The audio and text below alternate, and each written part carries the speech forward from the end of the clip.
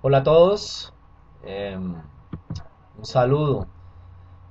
Vamos a hablar hoy, hacer una pequeña cápsula sobre investigar, ¿sí? Un término muy utilizado en cualquier disciplina científica, pero que se ha, digamos que, disminuido al nivel de investigar es mirar algo por internet, e investigar no es eso. Eh, Investigar hace parte de descubrir una realidad. Si uno busca en el diccionario, eh, investigar es descubrir, ¿sí?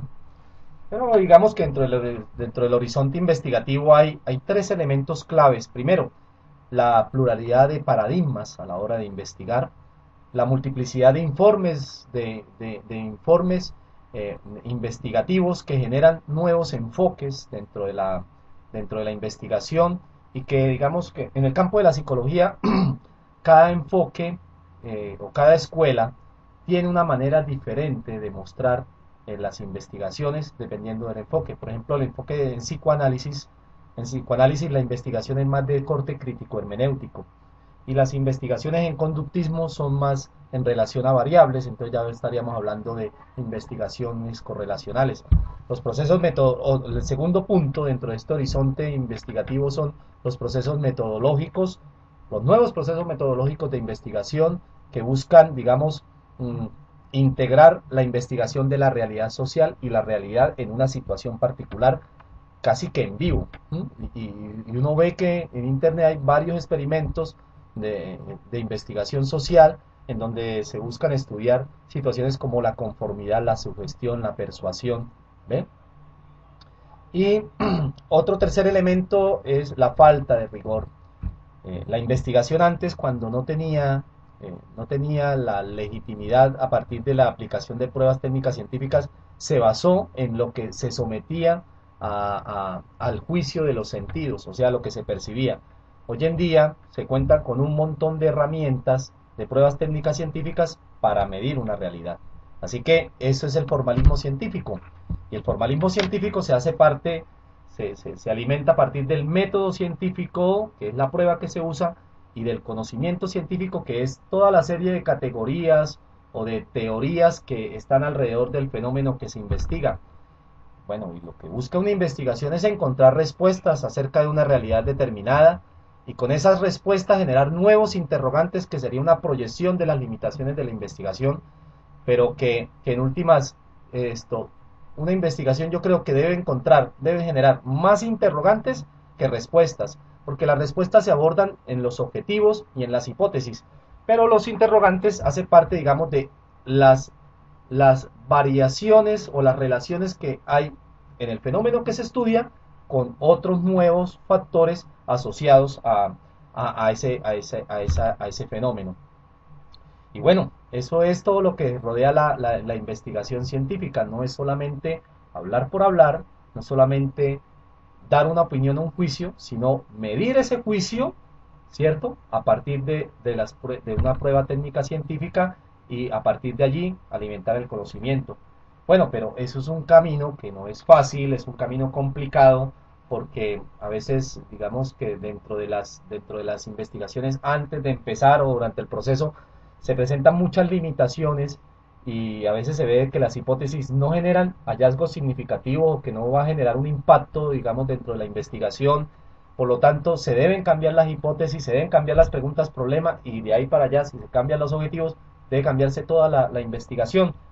Y a uno como investigador, pues debe estar sometido a esas frustraciones, debe ser tolerante a esas frustraciones para volver a reiniciar el camino. Así que hay que ser bastante flexible y creativo para poder afrontar esas situaciones. Lo que busca toda investigación es generar una serie de hallazgos significativos, impactantes, que cambien esa realidad social, que lleven a la reflexión sistemática dentro de una disciplina, porque lo que busca una disciplina es atender una realidad. O sea, la disciplina no se creó solamente para promulgar leyes, la disciplina se buscó para atender una realidad. En el caso de la psicología se atiende múltiples realidades, no solamente las realidades mentales, sino que estaríamos hablando también de las realidades clínicas, las realidades jurídicas, forenses, el campo de la política, bueno, un montón de situaciones.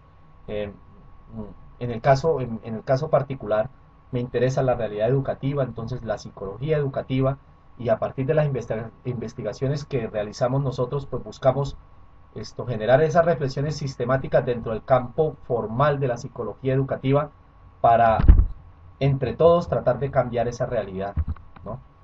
Y dentro de esa también ese cambio de realidad hace parte de una interpretación conjunta de muchos profesionales y de muchas investigaciones para atender un fenómeno. Hay 4 etapas generales para investigar, dependiendo de la disciplina.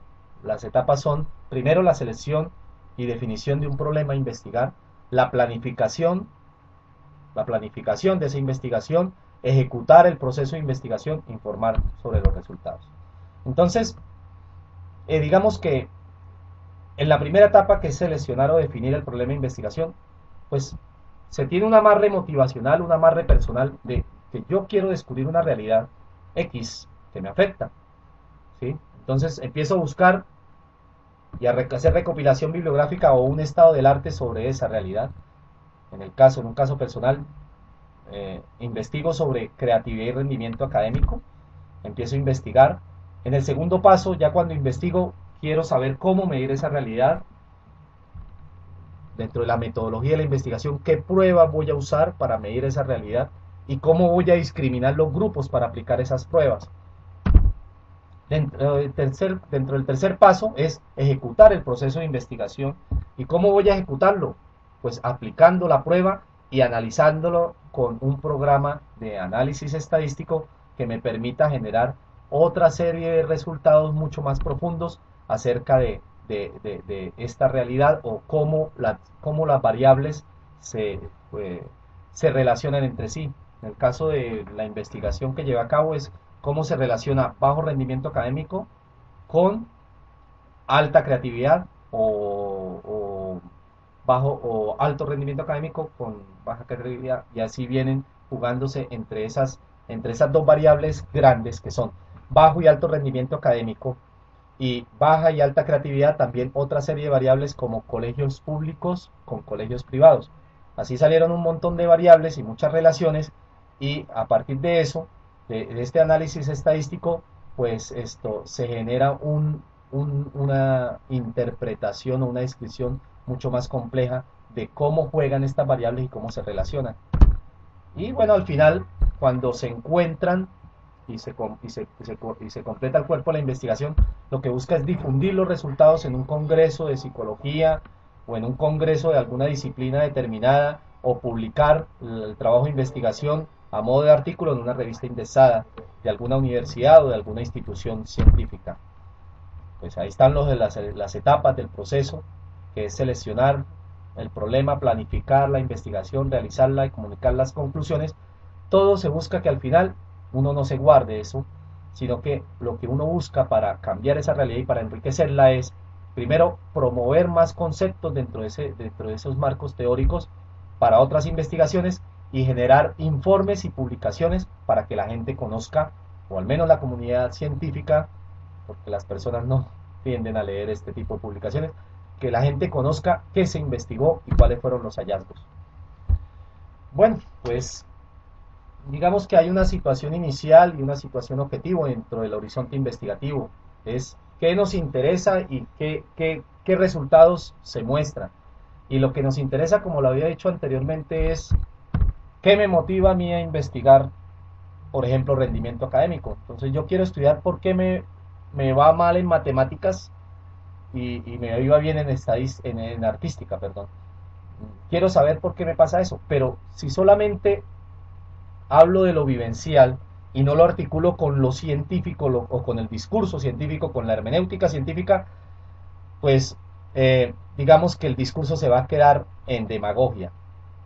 Y pues armo esa posible relación en una pregunta problema, es ¿será que es posible encontrar o hay una posible relación entre creatividad y rendimiento académico? Entonces eso es lo que me interesa como investigador.